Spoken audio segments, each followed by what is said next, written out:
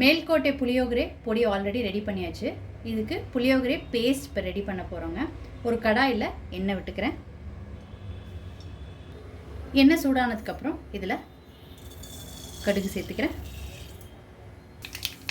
ஒரு lemon size அளவு புளி எடுத்து கரைச்சி வச்சுருக்கிறேங்க, அதை இதில் சேர்த்துக்கிறேன். இதில் மஞ்சள் தூள் சேர்த்துக்கிறேங்க. இந்த புளிக்கு தேவையான உப்பு, இது எல்லாத்தையும் ஒன்று சேர்த்து நல்லா கலந்து விட்டுக்கலாங்க. அடுப்பை கம்மியான தீயில் வச்சுக்கோங்க. நல்லா கெட்டியான பேஸ்ட்டாக வரணும். புளி கரைசல் முதல்ல ஊற்றுனதுக்கு இப்போ கொஞ்சம் திக்காக இருக்குங்க. இப்போ இதில் கொஞ்சம் வெல்லம் சேர்த்துக்கிறேங்க. 1 ஸ்பூன் வெல்லம் சேர்த்துக்கிட்டு இருக்கேங்க. நான் பண்ணுற குவான்டிட்டி கம்மியாக பண்ணுறதுனால கொஞ்சமாக சேர்த்துக்கிட்டு இருக்கேன். நீங்கள் புளி கரைசலுக்கு ஏற்ற மாதிரி வெல்லம் பார்த்து சேர்த்துக்கோங்க, உங்கள் விருப்பத்துக்கு ஏற்ற மாதிரி. புளி கரைசல் நல்லா கெட்டி ஆயிடுச்சுங்க. இப்போ இந்த ஸ்டேஜில் மேல்கோட்டை புளியோகரை பவுடர் ஆல்ரெடி வறுத்து அரைச்சி வச்சுருக்கிறத இதில் சேர்த்துக்கிறேன்.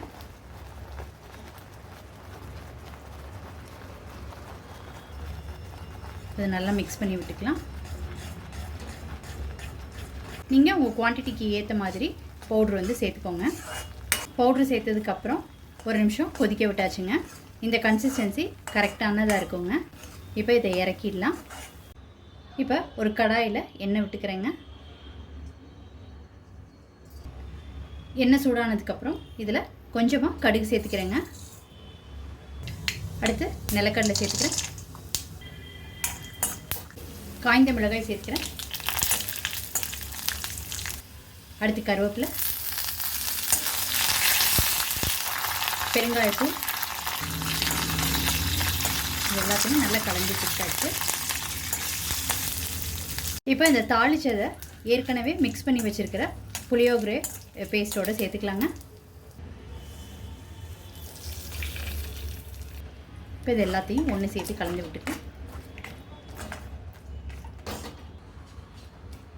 ரொம்ப சூப்பராக மேல்கோட்டை புளியோகரை பொடி போட்டு புளியோகரை பேஸ்ட் ரெடி ஆகிடுச்சுங்க.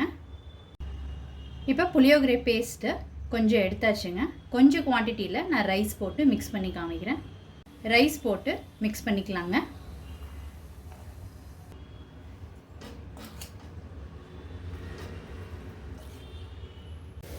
எல்லாம் ஒன்று சேர்த்து நல்லா மிக்ஸ் பண்ணியாச்சுங்க.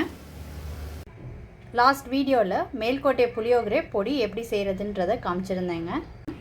இப்போ புளிக்காய்ச்சல் காய்ச்சி அதில் இந்த புளியோதரை பொடியை போட்டு மிக்ஸ் பண்ணிவிட்டு அதை சாதத்தில் சேர்த்து மிக்ஸ் பண்ணி புளியோதரையை ரெடி பண்ணி வச்சுருக்குறேங்க.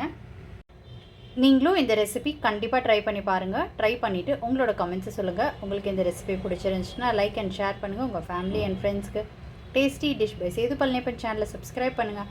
நோட்டிஃபிகேஷன் பெல்லை கிளிக் பண்ணுங்கள் for more videos. Thanks for watching.